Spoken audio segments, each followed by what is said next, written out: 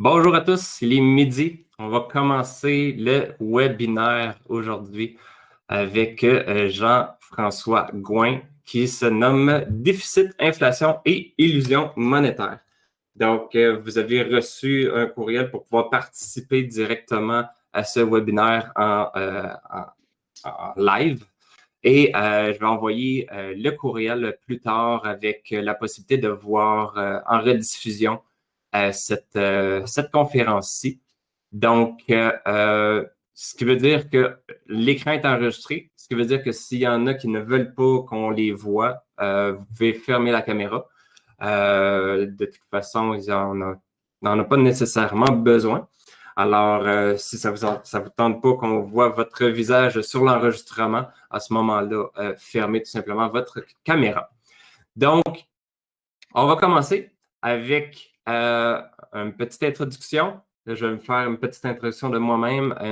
Après ça, je vais lancer la balle à Jean-François avec une petite intro également. Donc, pour ceux qui ne me connaissent pas, mon nom est Philippe Deveau.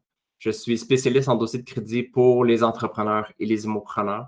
Mon but, c'est d'aider le plus de personnes à s'enrichir, le plus de personnes à trouver, à avoir de l'information pour avoir le plein potentiel de eux devenir autonomes, autant de réflexion, d'action, de pensée, dans le but de devenir indépendant financièrement et autonome financièrement également.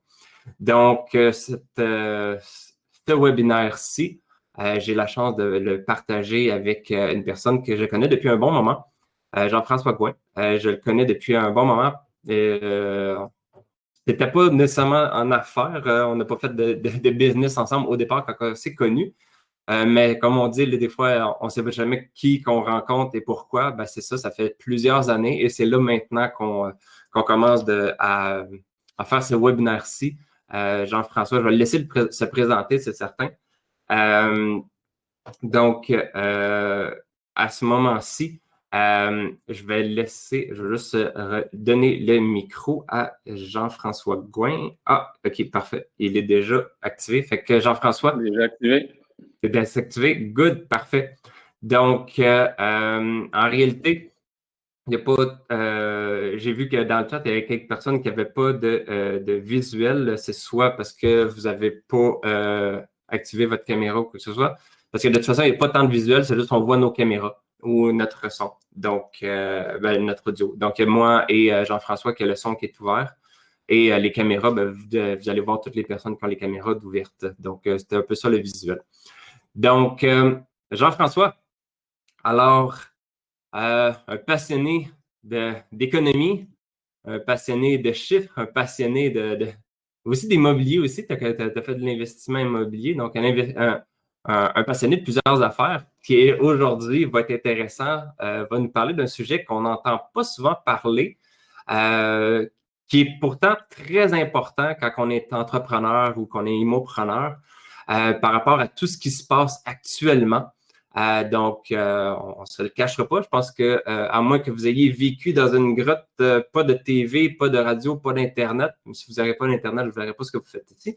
Mais en réalité, on fait face à une situation assez spéciale avec le COVID-19 et toutes les mesures qui sont prises face à cette situation-là, face à ce virus-ci. On ne rentrera pas dans le débat à savoir si on aime ce que le gouvernement nous offre ou pas comme répercussion, bien que avec tout ce qui est arrivé, il y a quand même plusieurs choses qui vont nous affecter dans nos vies en tant qu'entrepreneurs et équimopreneurs. Donc, une des choses est en lien avec le gros déficit, les grosses liquidités qui ont été injectées pour combattre un peu tout ça. Alors ça, ces liquidités-là ont un impact. Et là, aujourd'hui, on a la chance d'avoir JF, Jean-François, qui va être là pour nous parler un petit peu plus de c'est quoi un déficit, c'est quoi l'inflation, c'est quoi l'illusion monétaire et c'est quoi les impacts que ça peut avoir sur nous en tant qu'entrepreneurs et ou immopreneurs. Donc, je ne sais pas si j'ai fait une bonne intro, Jeff. C'est quelque chose que tu veux. Ah, c'est vrai, il y a une chose que je peux rajouter. Il est blogueur aussi, il a un blog. Je vous recommande fortement d'aller d'aller regarder, soit sur Facebook, d'aller aider s'éduquer pour investir, ou vous pouvez aller sur s'éduquerpourinvestir.com. Je vais le laisser dans le chat également. Donc, je vous recommande fortement d'aller lire les articles qui sont là, sont très intéressants et assez poussés, ce qui est intéressant. Donc, Jeff, je te lance la balle. Oui, merci pour l'introduction, Philippe. Je tiens d'abord à mentionner à tout le monde que je prétends pas là, détenir la vérité absolue sur quoi que ce soit. La raison de ma présence ici, bon, au-delà de la relation là, qui date déjà de quelques années que j'ai avec Philippe, c'est le résultat d'articles que j'ai commencé à écrire en 2020 avec toute l'actualité économique et financière qui m'inspirait beaucoup. Donc, j'ai des pistes d'idées puis des réflexions, je pense, qui sont appréciées des lecteurs. Puis, on va essayer d'en partager quelques-unes aujourd'hui. Par rapport justement à qui m'a mené là, à écrire sur bon, le sujet qu'on aborde aujourd'hui, là, qui touche l'inflation, le déficit, c'est le fait en fait que j'ai remarqué dans les médias traditionnels, on parle énormément de retour à l'équilibre budgétaire sous la forme de des mesures classiques, l'austérité, les hausses d'impôts, etc., etc. Puis personne fait vraiment mention de, tant qu'à moi, qu'est-ce qui est probablement le point le plus influent un retour à l'équilibre budgétaire d'une certaine façon, c'est le rôle que l'inflation a joué là-dedans. Par rapport à ça, je m'explique en fait les effets bénéfiques de l'inflation. En réalité, l'inflation, c'est la résultante d'une perte de pouvoir d'achat d'une devise. Donc, si les biens qu'on se procure, comme pour aller avec des exemples concrets, il annonce une hausse du panier d'épicerie entre 3 et 5 en 2021. Est-ce que mon céleri est plus gros qu'il était? Non. En réalité, c'est la devise contre laquelle je l'échange qui a perdu un peu de son pouvoir d'achat. Donc, quand une chose de la sorte survient, eh bien, il faut comprendre à la base que tout ce qui est dépensé, tout l'argent que je dépense devient l'argent de quelqu'un d'autre. Donc, si je dois dépenser plus pour me procurer les biens et services que j'achète normalement, ben, il y a quelqu'un d'autre en contrepartie qui a plus de revenus. Donc, si mon panier d'épicerie coûte plus cher, ben, probablement que le producteur de viande, producteur de brocoli va avoir des bénéfices supérieurs. Donc, avec des bénéfices supérieurs, il y a de l'impôt supplémentaire à payer. Donc, par la dépréciation d'une devise, on vient par ricochet augmenter les revenus fiscaux de l'État de façon un peu insinueuse sans que trop de gens s'en rendent compte. Donc, un des points importants, là, justement, par rapport à ça. Un autre effet qui peut être vicieux puis qui donne intérêt à dévaluer une devise pour créer finalement de l'inflation, c'est l'effet sur le prix des actifs. On le voit en ce moment, l'immobilier est en hausse de façon considérable, autant que la bourse. Donc, si le prix des actifs monte, les recettes fiscales rattachées à la vente de ces actifs-là aussi augmentent. Donc, si je fais une introduction par rapport à ça, là, je sais pas si tu as des points, Philippe, Ben, en fait, parce par rapport à ça. une des choses qui est importante à comprendre, puis j'ai oublié de le mentionner au début, juste pour l'année 2020, on n'a pas les chiffres exacts encore, je crois, peut-être là, pour le mois de décembre, là, mais pour le mois de novembre, il y avait plus de 380 milliards de déficit juste pour 2020 dû avec tout ce qui est arrivé. Fait que ça, c'est de l'argent qui a été d'une certaine façon dépensé, qui a été mis dans le système pour subvenir à ce qui se passe. Mais toute cette dette-là que le gouvernement se met ça sur le dos ou sur notre dos, si je peux dire ça comme ça, parce qu'en bout de ligne, c'est pas le gouvernement qui paye, c'est les contribuables. Alors ça a des impacts. Donc, c'est de là que vient un peu l'inflation à ce que tu dis. Et face à ce que tu viens de dire, par rapport aux actifs, on voit, je ne sais pas c'est quoi vous regardez, là, ceux qui sont en immobilier, probablement vous avez vu les immeubles qui ont augmenté, la valeur a augmenté. Ça fait des années de ça aussi, mais ça l'augmente. La bourse, dans la dernière année, il est quand même, ça l'a quand même également assez augmenté. Mais une des choses que j'aimais beaucoup, là, je ne sais pas si tu voulais en parler tout de suite ou si tu avais quelque chose plus particulièrement que tu voulais dire, mais par rapport à l'inflation et par rapport aux gains en capital, ça, c'est une des choses que je trouve qui est pas compris de la majorité des personnes qui se lancent, surtout en immobilier, par rapport au fait que quand l'inflation augmente, oui, les immeubles, en temps normal, la valeur augmente, mais aussi quand vous allez vendre, il y a un gain en capital qui est payé, mais le gain en capital est basé sur... C'est bizarre comment c'est calculé, fait que j'aimerais ça, en tout cas, à moins que tu voulais en parler plus spécifiquement un peu plus tard quelque chose. Ça, c'est quelque chose, un point que j'ai trouvé super intéressant, qu'il fallait absolument qu'on partage avec les gens. Donc, est-ce que tu peux te lancer tout de suite là-dedans? Oui, en fait, c'est ce qui compose justement l'effet de l'illusion monétaire. Donc, en fait, j'aime bien comparer une devise. Une devise doit premièrement être un moyen d'échange, c'est une réserve de valeur, mais c'est aussi un outil de mesure. Donc, si je prends un mètre à mesurer puis que je mesure ma voiture, bon, je lance des chiffres comme ça, elle mesure 4 mètres et on décide que dorénavant, un mètre à mesurer va être 2 fois plus court. Donc, je remesure ma voiture, elle mesure 8 mètres. Pourtant, elle n'a pas allongé.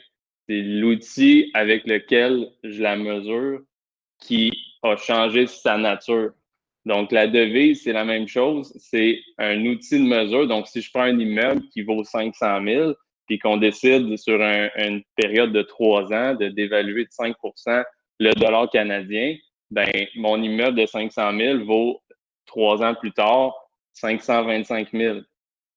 C'est ce qui compose l'illusion monétaire parce que le propriétaire va se dire oh, je me suis enrichi, je me sens plus prospère, donc je suis plus enclin à dépenser. Quand les gens se sentent riches, leur compte de boursier a augmenté, ils se sentent plus riches, sont plus enclins à dépenser. Il y a un effet stimulant de ça qui incite d'ailleurs les gouvernements et les banques centrales à déprécier une devise. C'est un autre incitatif. D'autant plus que ça passe relativement inaperçu.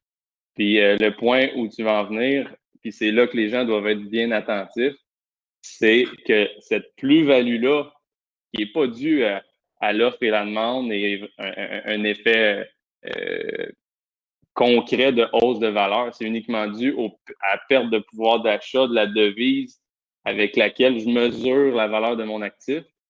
Ben, cette plus-value-là, dans mon exemple de l'immeuble qui a passé de 500 000 à 525 000 parce qu'on a déprécié le dollar canadien de 5 sur 3 ans, eh bien, ce 25 000-là, le jour où l'investisseur va vouloir vendre son immeuble, supposons qu'il le vend au bout de 3 ans parce qu'il se dit j'ai un autre projet puis j'ai fait un gain en capital de 25 000, ben, ce gain en capital-là, c'est pas un enrichissement réel, en réalité, c'est le contrebalancement de l'effet de la perte de la valeur de la devise. Donc, le gain en capital que l'investisseur va devoir payer sur son 25 000 de plus-value va avoir un effet appauvrissant parce que le 25 000, en réalité, c'est pas une plus-value réelle.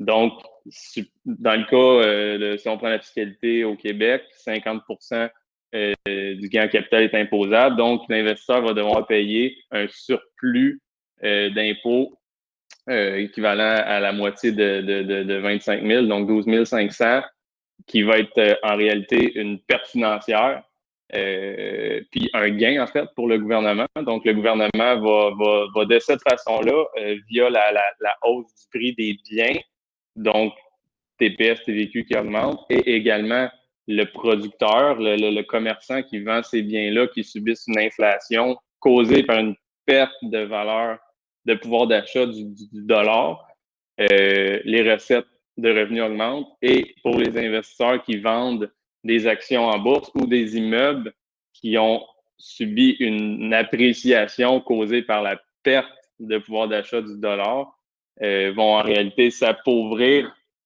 par l'effet fiscal, finalement, parce qu'il n'y a pas réellement de plus-value qui est faite. Donc, c'est vraiment intéressant de tenir compte de l'indice des prix à la consommation. Puis il faut dire que tout n'est pas compris dans l'indice des prix à la consommation. Là, je pense à l'énergie. Dès qu'il y a un peu de volatilité, on le retire du calcul, alors que on continue quand même à acheter de l'essence, même si on ne le met pas dans le calcul. Bref, c'est là que les gens doivent être attentifs. Puis pas juste regarder un côté, là, que mon immeuble vaut tant de plus. Ouais, mais qu'est-ce qui est arrivé de l'autre côté à la devise contre laquelle tu la mesures? Finalement, le portrait peut sembler bien différent. C'est une partie qui est très importante parce que c'est sûr, là, je ne connais pas les personnes tant que ça qui sont connectées présentement, à savoir si sont vraiment bien éduquées en immobilier ou si je sais qu'il y a quand même beaucoup de gens, peut-être pas présents aujourd'hui, mais je sais qu'il y a quand même plusieurs personnes qui ont acheté des immeubles à travers le temps et juste le temps a fait en sorte que la valeur a comme augmenté, si on peut dire artificiellement ou visuellement, je ne sais pas comment on pourrait dire ça nécessairement. Donc, quand il est temps de revendre, hey, mettons, si tu reprends l'exemple, j'ai acheté 500 000, je le ressens 525 000, j'ai fait 25 000 pièces de profit. Mais en réalité, c'est une fausse réalité où est-ce que la personne ne s'est pas réellement enrichie. C'est sûr que l'immeuble a eu des locataires ont payé l'hypothèque. Fait que ça, c'est sûr qu'il y a un revenu qui est fait de ça. Mais si on enlève cette équation-là, juste l'aspect d'augmentation de la valeur de 500 à 525 000, le 25 000 de différence, il y en a beaucoup qui croient que c'est un enrichissement réel.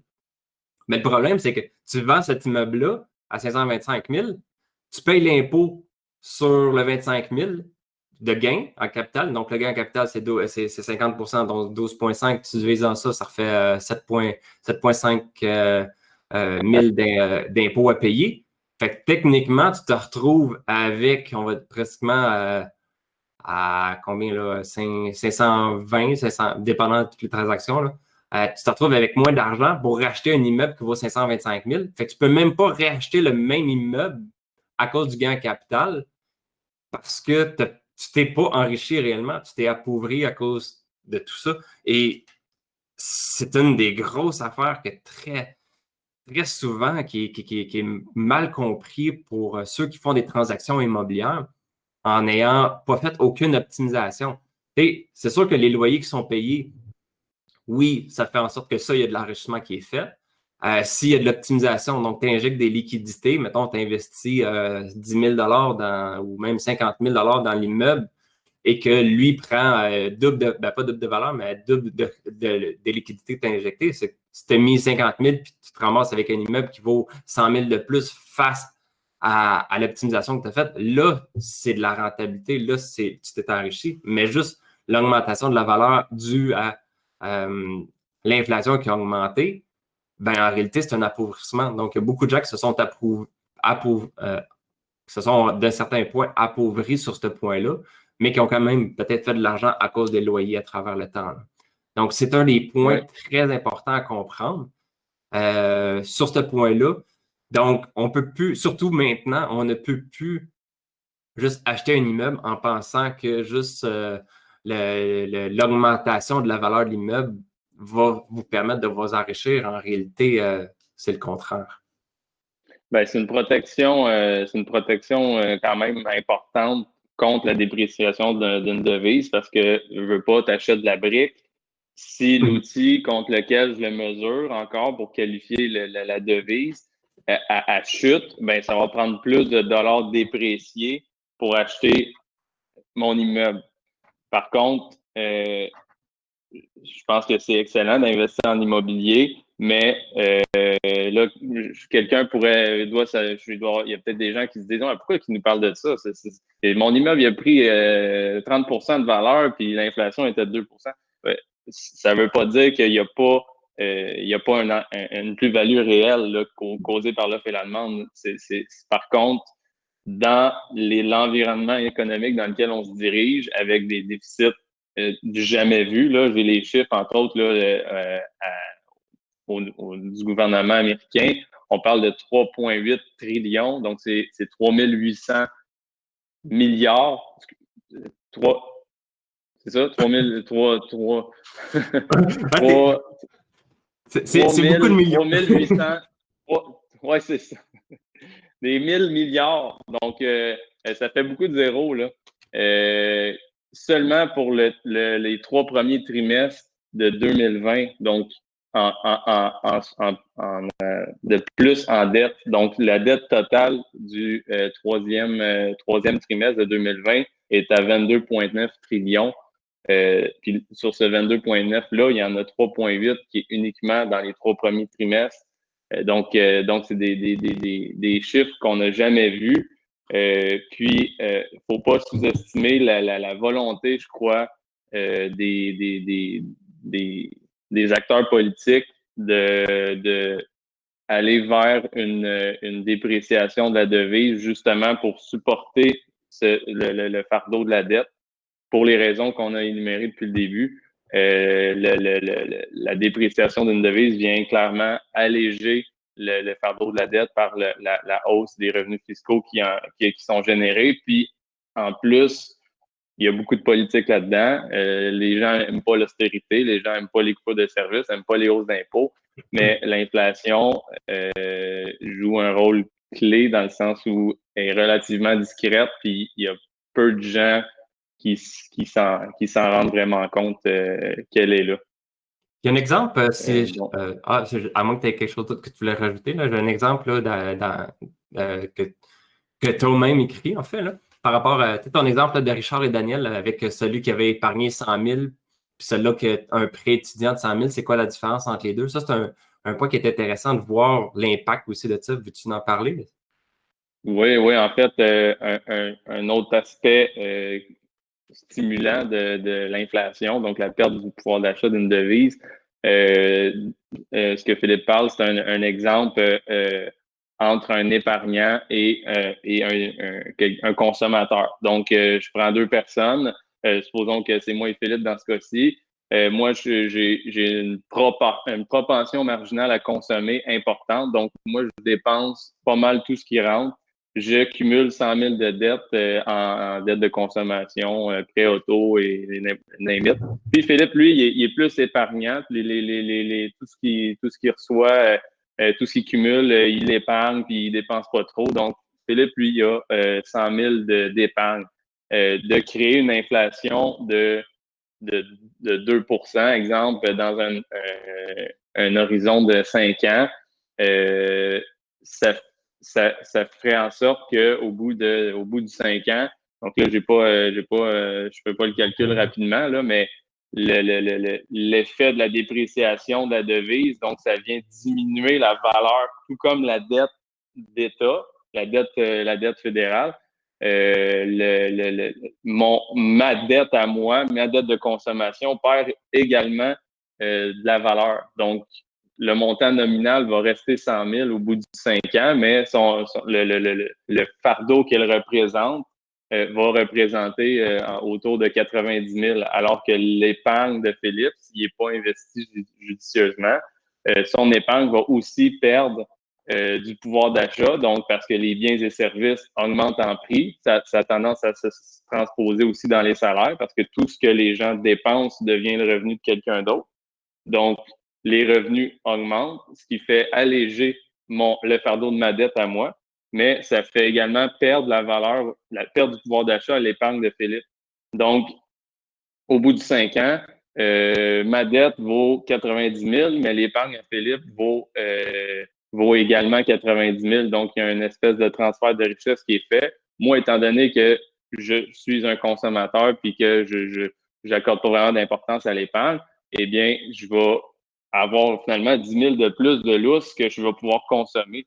Donc, le transfert qui s'est produit via l'inflation entre l'épargne de Philippe et ma dette fait en sorte que je vais pouvoir consommer davantage, puis finalement aller chercher une dette supérieure. Donc, le montant nominal de ma dette va passer au-delà de 100 000, mais son fardeau réel qu'elle représente va être inférieur. Donc, ça, c'est stimulant économiquement parce qu'on passe de la main, le capital dans la main de quelqu'un qui a moins tendance à dépenser. Donc, on ne veut pas économiquement, si tout le monde épargnait, était des grands épargnants, on n'aurait pas une économie forte, là. Il n'y aurait pas beaucoup de circulation de capitaux qui se ferait en la transférant entre les mains d'un consommateur, donc quelqu'un qui a une propension marginale à consommer supérieure.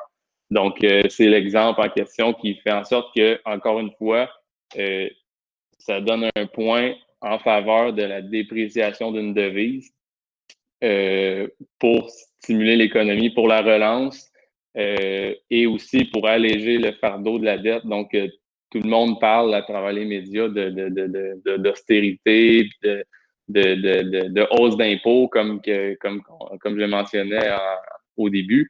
Mais personne parle de l'inflation. Puis je pense que la raison simple, c'est que ça ne serait pas vraiment bénéfique pour les acteurs politiques, que les gens soient vraiment conscients de tout ce qu'il y a derrière ça, puis de l'effet de l'illusion monétaire, entre autres. Si les gens étaient conscients que, attends un peu, l'impôt sur le gain en capital que je paye, c'est pas nécessairement de l'argent que j'ai fait, c'est parce que la devise contre laquelle je mesure mon actif, elle s'est dépréciée. Donc, le prix de mon actif mesuré dans cette devise-là s'est apprécié.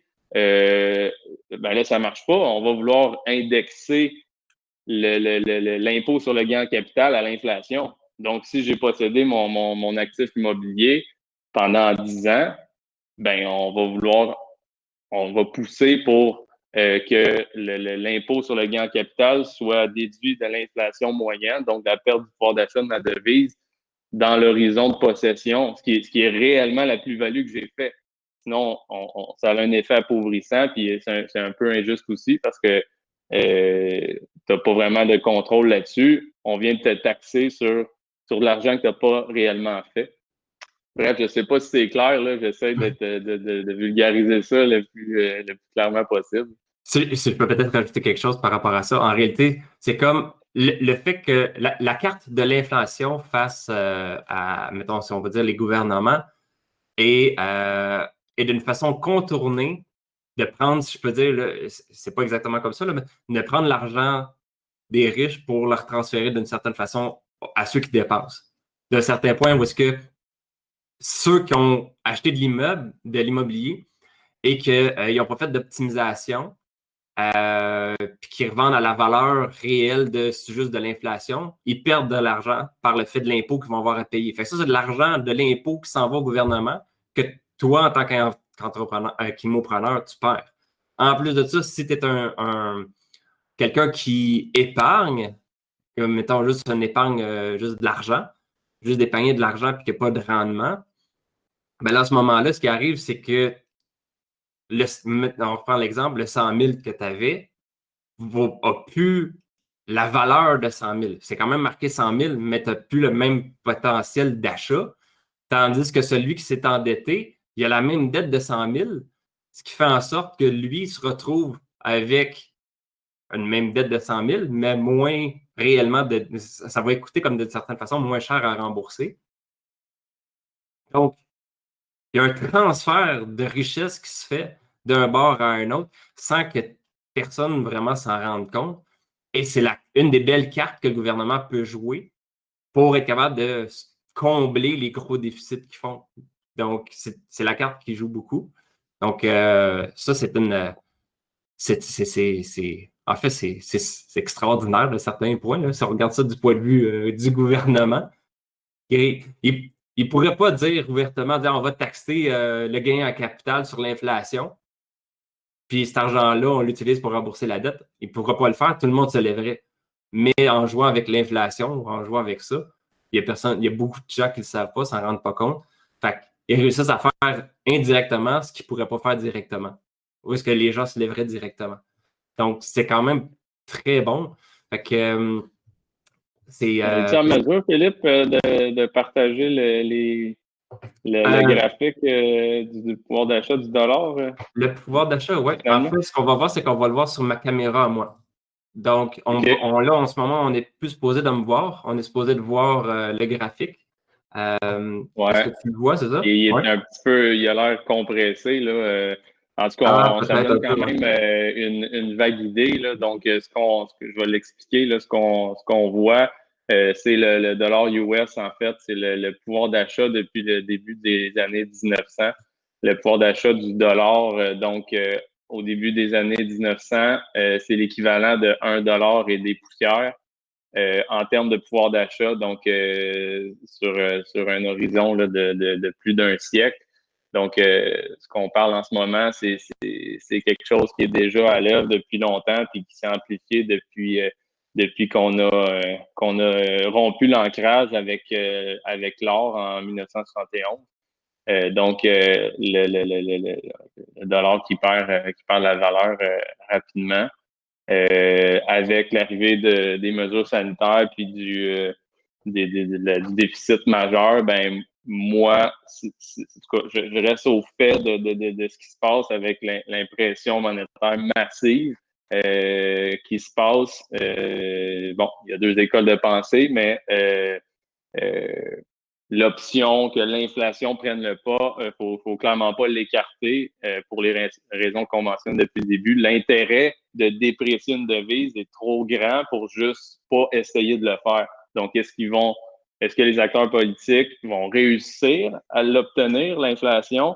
Il n'y a pas de garantie là-dessus.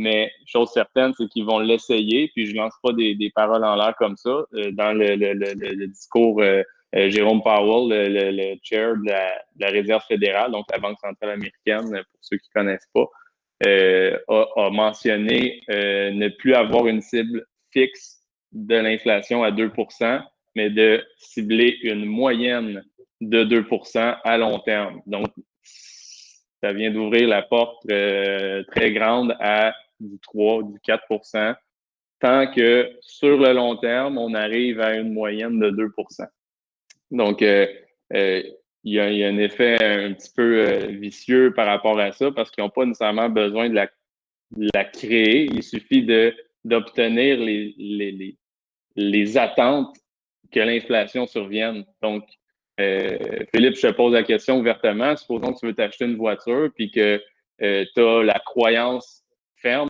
qu'elle va coûter plus cher dans un mois. Qu'est-ce que tu vas faire? Ben, ça serait le goût de l'acheter tout de suite. Tu vas l'acheter tout de suite. Donc, en agissant de la sorte, si là, on entend que les matériaux de construction coûtent plus cher, vont coûter plus cher, donc moi, je veux me construire un deck, ben, je vais aller acheter tout de suite mon bois traité. C'est pour ceux qui veulent acheter des voitures. Pour le panier d'épicerie, ça ne s'applique pas vraiment parce que c'est des biens qui périment. Mais ce qui se produit, c'est que si les attentes d'inflation augmentent, on se met à traiter notre devise comme une patate chaude. Donc, je veux acheter tout de suite le bien tangible que je veux obtenir parce qu'il va coûter plus cher dans un horizon X. Donc, s'il y a des attentes d'inflation importantes, ben ça peut rapidement faire effet de boule de neige, puis finalement qu'on s'amorce avec une inflation euh, euh, euh, qui prend beaucoup d'ampleur. Un autre fait important que j'ai pas parlé dans l'article déficit, inflation, illusion monétaire, c'est que ce qui est la base des prix, c'est le calcul simple, en fait, entre la quantité de devises disponibles, donc la masse M2 qu'on appelle, la masse monétaire, la quantité d'argent en circulation divisée par le nombre de biens et services disponibles. Donc, plus il y a d'argent qui circule, qui passe d'une main à l'autre, disponible, ben ça fait plus d'argent qui est en compétition pour un nombre restreint d'actifs financiers ou de biens et services. Donc, si la quantité d'argent augmente et que le nombre de biens et services n'augmente pas, eh bien, il se crée une espèce d'effet de rareté, puis l'argent est en compétition pour un nombre restreint d'actifs, ce qui va avoir tendance à pousser les prix à la hausse. Puis là, ce qui se passe, puis moi, c'est une crainte que j'ai, d'observer tout l'effet des confinements. Là, on parle même de confinement total au Québec. On va savoir au cours des prochaines heures probablement ce qui en retourne. Mais on ferme des usines qui produisent des biens et services, puis parallèlement, on augmente la quantité de devises en circulation.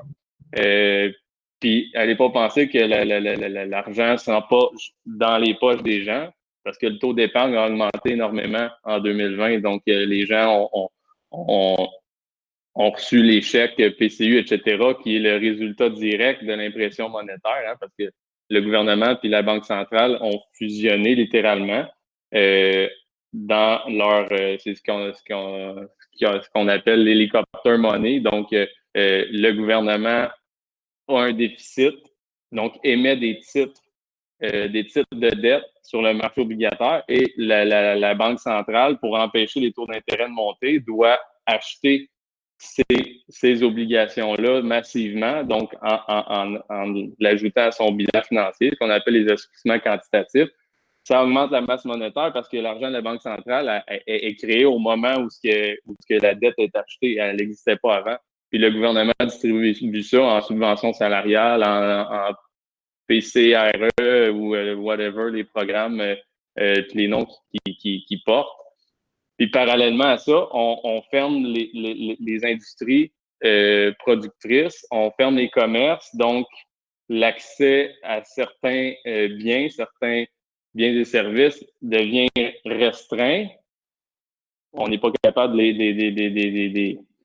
les faire suivre le pas que prend l'expansion de la masse monétaire. Donc, je pourrais me tromper, puis je pourrais être complètement erroné, là, puis je prétends pas détenir la vérité absolue, mais du moins, c'est un fait réel, c'est un fait observable. La rareté du nombre d'actifs, du nombre de biens et services disponibles causés par les confinements. Parallèlement, on augmente la quantité d'argent qui passe d'une main à l'autre. Donc, il y a plus d'argent en compétition pour le même nombre de biens et services restreints. On pourrait obtenir de l'inflation, une hausse des prix, qui est finalement bénéfique pour l'équilibre budgétaire, comme on discute depuis le début. Mais le perdant là-dedans, c'est monsieur, madame, tout le monde qui a une épargne qui perd de la valeur.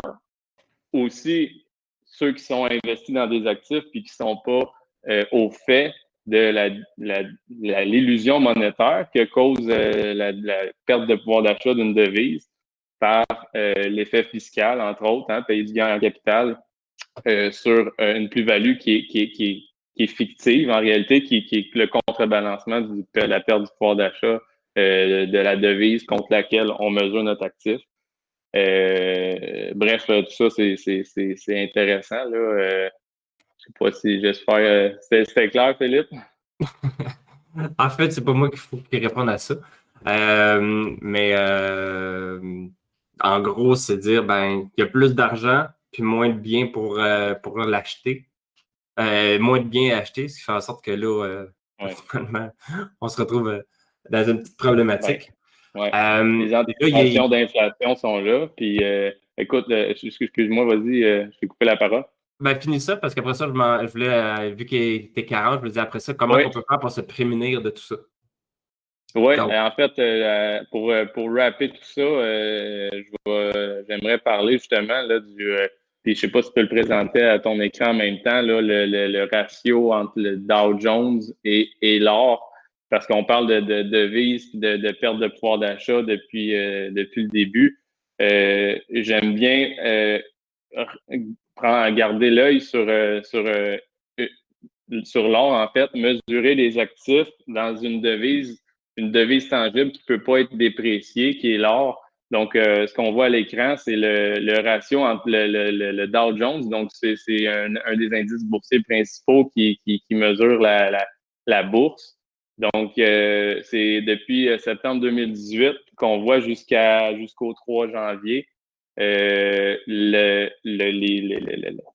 que vous voyez, la ligne rouge, là, c'est la résistance. Donc, on est dans un corridor baissier.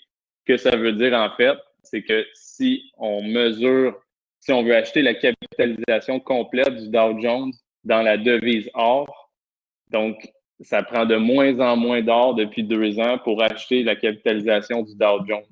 Donc, ce qu'on voit, ce qu'on entend dans les médias, c'est que le Dow Jones monte, le SP500 est en hausse, etc., etc. Mais le marché est en train, les cours de l'or montent, ce qui veut dire que le marché price l'inflation future à un niveau assez élevé.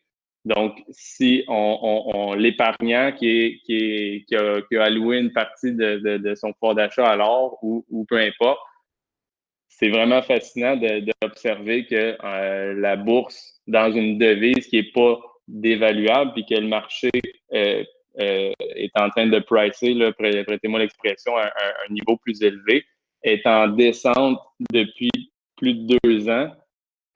Puis on n'a pas réussi à casser la résistance. Donc, la ligne rouge qu'on voit, ça veut dire qu'on est toujours dans le corridor baissier. Donc, jusqu'à aujourd'hui, toujours au moment présent, le pouvoir d'achat de l'or en bourse augmente de plus en plus. Donc, ça, c'est un reflet là, justement là, tout ce qu'on parle là, de l'inflation. Donc, les gens se refuge, sortent de plus en plus de leur monnaie fiduciaire, du dollar US, du dollar canadien pour aller dans des biens tangibles, des commodités. On a vu le prix du cuivre augmenter de façon importante très dernièrement. Dans l'or, évidemment, puis on peut pas parler non. Faut souligner aussi le prix du Bitcoin qui est en hausse fulgurante. Il y a encore ces preuves à faire là, au niveau de l'histoire. C'est encore tout nouveau, tout ça, puis on verra le rôle que ça a à jouer. Mais bref, je voulais partager avec vous là, cette charte-là qui est vraiment intéressante, qui donne un tout autre portrait de la chose. Donc, pour résumer, j'ai écouté l'analyse de Peter Schiff, qui est un économiste, là, un des rares d'ailleurs à avoir prédit l'éclatement de la bulle immobilière en 2008. Selon lui, il pourrait se tromper, mais je trouvais que l'idée était intéressante, puis la charte qu'on vient de voir le reflète. Selon lui, le prix des actifs baisserait, mais la dévaluation de la devise viendrait masquer cette perte de valeur-là. Donc, autrement dit, l'offre et la demande feraient en sorte que la valeur des biens, des actifs financiers diminuerait, mais que la dépréciation de la devise se ferait plus rapidement que la baisse de la valeur, ce qui ferait en réalité que la valeur nominale des actifs augmenterait de façon fictive, justement causée par la perte de pouvoir d'achat du dollar. Mais si on les mesurait à l'or, qui n'est pas vraiment dévaluable, parce qu'on ne peut pas l'imprimer, il faut qu'il soit extrait et qu'il sorte d'une mine. Si on mesurait ces actifs-là à l'or, ils perdraient de la valeur dans la devise or. Puis là, je suis tombé par la suite sur cette charte-là qui mesure le Dow Jones à l'or, puis je trouvais ça vraiment intéressant parce que ça donne raison, du moins jusqu'à maintenant, à l'analyse de Peter Schiff. Donc, ça veut dire que pour les investisseurs immobiliers, pour les investisseurs boursiers, il faut garder un œil sur ce que fait la devise contre laquelle on mesure nos actifs pour éviter d'être pris dans le piège là, justement de l'illusion monétaire. Donc, ça résume. Ça résume. Donc, techniquement, ça ne veut pas dire qu'il ne faut pas capoter non plus. C'est juste qu'il faut se lancer, ben, pas se lancer, mais il faut faire des investissements en ayant en tête minimalement qu'il faut battre l'inflation. Que tous les rendements qui soient faits, peu importe le type d'investissement qui est utilisé, suivent l'inflation, la dévaluation de la monnaie pour s'assurer que dans les quoi on investit, on se retrouve à quand même faire plus de rendement que la baisse causée par l'inflation, ben, la déflation, la dévaluation. Donc, c'est ça, comme tu as dit, comme dans ton article, là, tu disais qu'il y avait comme 3 secteurs. Il y a le secteur primaire, il y a le secteur secondaire, puis les secteurs tertiaires. Juste au cas où que les gens ne connaissent pas, ça pourrait être intéressant peut-être de juste mentionner c'est quoi la différence entre les trois. Oui. Ça peut être intéressant, ça, je ne sais pas. Ça te tente d'en parler juste un petit peu? Oui, mais en fait, c'est Jim Rickards qui rapporte les secteurs, les trois types de richesses, en fait. Le secteur primaire, qui est tout ce qui appartient à la terre. Donc, on trouve le poisson, les terres, les mines, donc tout ce qui est cuivre, or, argent, etc. Donc, les commodités aussi. Le secteur secondaire, c'est tout ce qui appartient au secteur primaire, mais qui a été transformé. Donc, le pétrole, l'immobilier rentre dans le secteur secondaire. Puis le secteur tertiaire, ben, c'est tout ce qui est non tangible. Donc, finalement, on retrouve les actifs papier, la bourse et les dérivés. Donc, selon Rickard, la protection contre tout ce qui se trame économiquement se situerait dans le secteur primaire et tertiaire. Donc, l'immobilier fait partie du secteur secondaire. Puis je pense que par rapport à ça, en fait, ça ne veut pas dire qu'il faut s'en aller se cacher en dessous d'une roche. Simplement d'être conscient, regarder un œil sur ce que fait notre devise, pas juste regarder la valeur nominale de mon actif et où ce qui s'en va mon portefeuille boursier.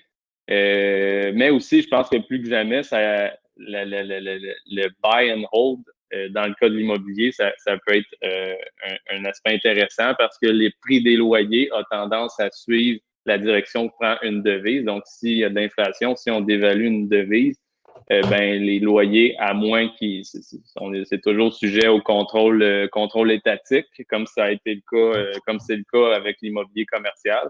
Mais si on écarte cette possibilité-là, le prix des loyers a tendance à suivre la direction que prend la devise. Donc, l'investisseur immobilier qui conserve, peu importe ce qui arrive à la devise contre laquelle il mesure son actif, ben, son cash flow devrait être protégé contre les soubresauts et l'inflation.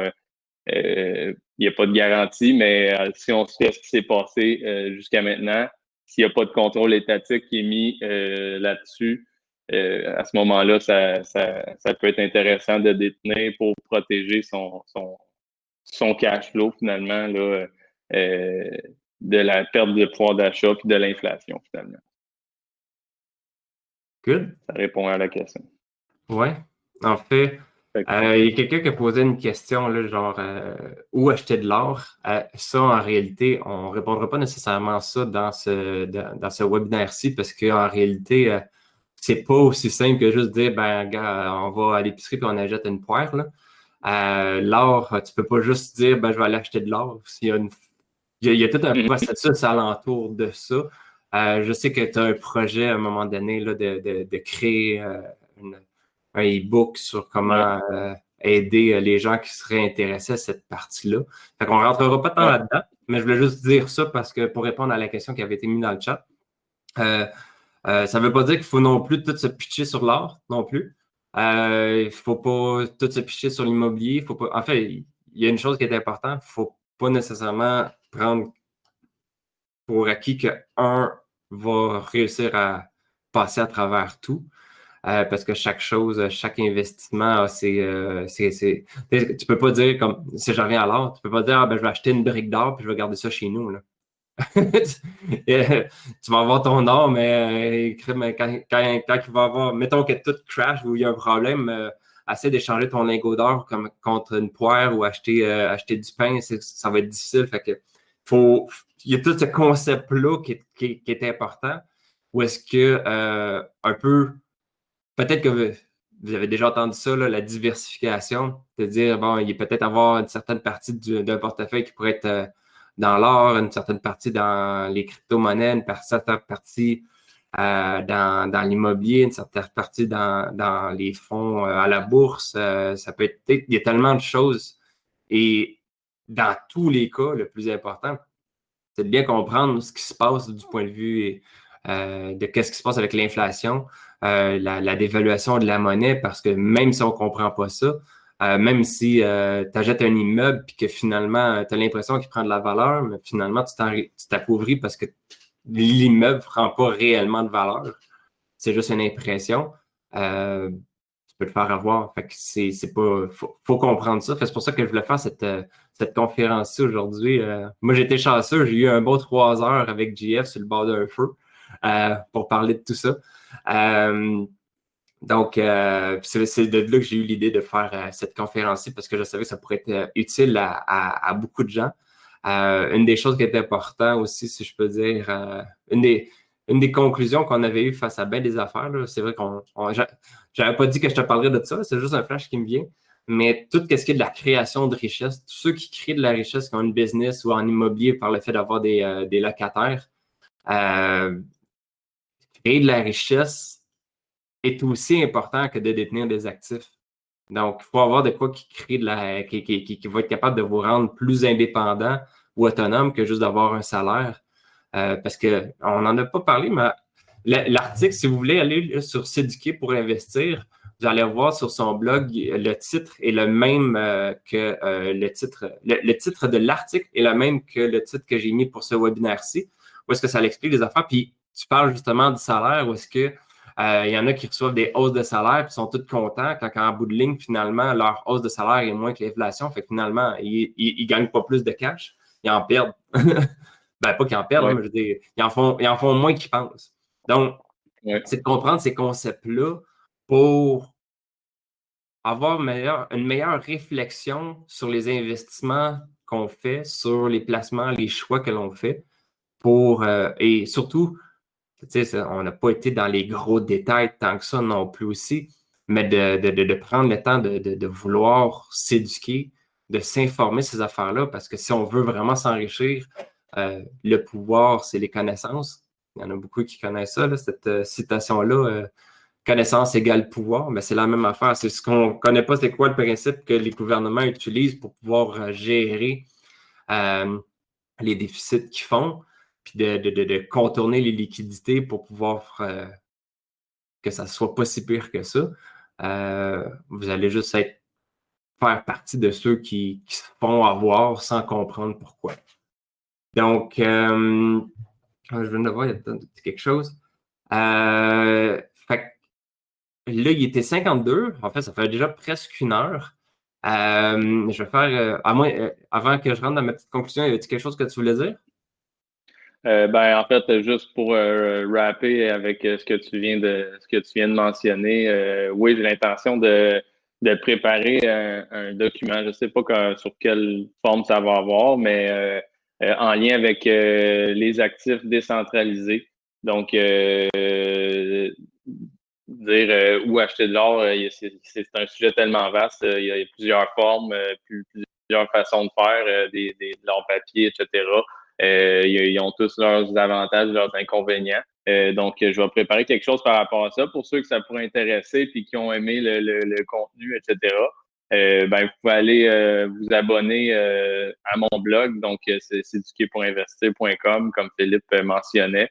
Le contenu de ce qu'on vient de dire, j'ai un article complet là, bien détaillé. Fait que pour ceux qui aimeraient réviser tout ça, c'est le titre de l'article porte le même nom que la conférence d'aujourd'hui. Donc c'est ça. Et puis, il y a aussi la page Facebook. Des fois, je publie du contenu uniquement sur Facebook. C'est Éduquer pour investir par JF Gouin. C'est ça. Non, j'ai rien à ajouter. Merci de l'invitation, d'ailleurs. C'est une belle expérience. Ben, merci, JF. Moi, pour conclure, en réalité, il va y avoir d'autres événements qu'on va faire. On n'en a pas parlé, moi et JF encore, mais c'est sûr qu'on va créer d'autres événements, d'autres formations sur le sujet. Donc, le fait que vous aviez laissé votre courriel, vous allez être mis au courant des prochains webinaires que je vais faire avec JF. Pour moi, la conclusion, si je peux dire en même temps, pour ceux qui ne le savent pas, je vous recommande fortement d'aller voir sur Ma Santé Financière. C'est mon entreprise, masantéfinancière.com. J'offre une formation, pas directement par rapport à l'or, directement à l'inflation. Je laisse ça à Jean-François, il est bien meilleur que moi là-dessus. Moi, c'est plus par rapport au dossier de crédit, comment se structurer pour investir en immobilier, comment aller chercher les liquidités pour pouvoir se lancer en immobilier ou se propulser en immobilier ou si vous voulez partir une business aussi. Je donne beaucoup de contenu là-dessus. Donc, je ne ferai pas un gros pitch de vente, là, mais faites juste regarder masantéfinancière.com pour les avantages de devenir membre. Et si vous avez un intérêt à vous enrichir, vous allez trouver du contenu vraiment pertinent. Donc, je vais conclure avec ça. Et pour les prochains événements, on va vous envoyer un courriel pour vous dire ça va être quoi le sujet et quand et comment. Donc, un gros merci à tous de votre présence. Un gros merci à JF d'avoir pris ton temps de nous expliquer tout ça. Et bravo, félicitations pour cette première conférence avec moi aujourd'hui. Donc, on se laisse. Le dîner se termine pour peut-être certains. Le retour au travail peut-être va commencer. Donc, je vous laisse là-dessus et vous souhaite une excellente journée. À la prochaine.